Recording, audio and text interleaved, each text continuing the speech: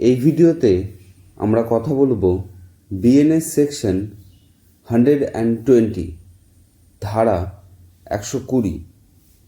BNS section 120 voluntarily causing hurt or grievous hurt to extort confession or to compel restoration of property এর সম্পর্কে বলে। মানে যখনই কোথাও কোনো অপরাধ হয় আর কোনো ব্যক্তিকে আরোপী বা দোষী ব্যক্তি হিসেবে ধরা হয়, তখন ওই ব্যক্তিকে অপরাধ স্বীকার করার জন্য বা ওই ব্যক্তির দ্বারা চুরি করা প্রপার্টিকে নেওয়ার জন্য তাকে বাধ্য করা বা তাকে এতটা টর্চার করা যাতে সে গুরুতর আহত হয়, এই ধরনের ক্রাইম সাধারণত পুলিশ এর দ্বারা করা হয়ে থাকে। বিএনএস সেকশন 120 এই ধরনের অপরাধের কথা বলে। ক্লজ 1 ডেফিনেশন আছে, যদি কোনো ব্যক্তি দ্বিতীয় কোনো ব্যক্তিকে যে কোনো অপরাধ করেছে বা সন্দেহ আছে সে অপরাধ করতে পারে, অথবা সেই ব্যক্তির কাছে এমন কোনো মূল্যবান প্রপার্টি আছে যাকে নেওয়ার জন্য বা পাওয়ার জন্য তার উপর চাপ সৃষ্টি করা হয়, যেটি ইল্লিগালভাবে হয়, যাতে সেই ব্যক্তি বাধ্য হয় অপরাধকে মেনে নিতে বা প্রপার্টির ইনফরমেশন দিয়ে দেয়, তখন এটি মানা হবে আরোপী ব্যক্তির উপর চাপ সৃষ্টি করা বা জোরপূর্বক বাধ্য করা ব্যক্তিটি বিএনএস সেকশন 120 এর অনুসারে ক্রাইম করেছে এবং তাকে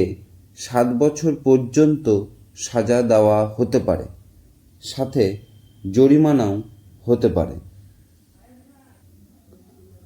ক্লজ 2তে বলা হয়েছে, সাবসেকশন 1 উল্লেখ করা যখন কোনো ব্যক্তির উপর চাপ সৃষ্টি করা হয় কোনো অপরাধকে স্বীকার করার জন্য বা মূল্যবান প্রপার্টি সম্পর্কে জানার জন্য অথবা প্রপার্টির অবস্থান সম্পর্কে জানার জন্য গুরুতর আঘাত করে, তখন সেই ব্যক্তিকে 10 বছর পর্যন্ত সাজা দেওয়া হতে পারে, সাথে জরিমানাও হতে পারে।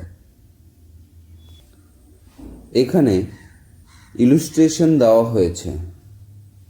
প্রথম ইলুস্ট্রেশন আছে, একজন পুলিশ অফিসার যে জেড এর উপর প্রভাব খাটাচ্ছে যেন জেড কোনো অপরাধকে স্বীকার করে নেয়, তখন এটি মানা হবে বিএনএস সেকশন 120 এর অনুসারে ক্রাইম করেছে। দ্বিতীয় ইলুস্ট্রেশন আছে, একজন পুলিশ অফিসার যেখানে সে টর্চার করে বিকে বাধ্য করে বলার জন্য যে চুরি করা প্রপার্টি কোথায় আছে, তখন এটি মানা হবে সেই পুলিশ অফিসার বিএনএস সেকশন 120 এর অনুসারে ক্রাইম করেছে। তৃতীয় ইলুস্ট্রেশন আছে, একজন রেভিনিউ অফিসার যে জেডকে বাধ্য করছে বকেয়া প্রদান করতে, তখন এটি মানা হবে রেভিনিউ অফিসার বিএনএস সেকশন 120 এর অনুসারে ক্রাইম করেছে। এই ছিল বিএনএস সেকশন 120। আশা করছি বুঝতে পেরেছেন। এই চ্যানেলে আমরা বিএনএস বা আইন সংক্রান্ত ভিডিওগুলো খুব সহজ ভাষায় জানব, যেটি আপনি খুব সহজেই বুঝতে পারবেন। তাই চ্যানেল অবশ্যই সাবস্ক্রাইব করে নেবেন। ধন্যবাদ।